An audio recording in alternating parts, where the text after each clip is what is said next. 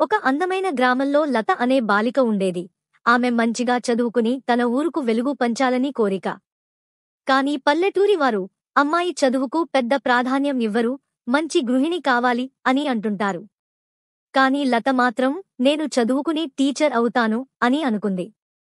పాఠశాలలో అందరూ ఆమె మీద నవ్వుతుంటే రోజూ కష్టపడుతూ ఉపాధ్యాయుల దృష్టిని ఆకర్షించింది లత. లత శ్రమకు తగిన ప్రతిఫలం వచ్చింది. ఆ పరీక్షల్లో అద్భుతమైన మార్కులు సాధించి గ్రామంలో అందరికీ గర్వాన్నిచ్చింది.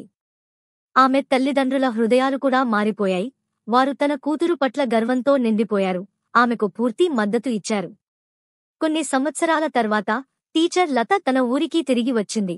ఇప్పుడు ఆమె తన గ్రామంలోని పిల్లలకు మంచి విద్య అందిస్తోంది. లత ఇప్పుడు ఆ ఊరి ఆశ, గర్వం. తన పట్టుదల, ధైర్యంతో పల్లెటూరి యువతకు ఒక వెలుగైన ఉదాహరణ అయింది. ఈ కథ మనకు చెప్తుంది, విద్య మొదటి అడుగు, మార్పు తరువాత దారి.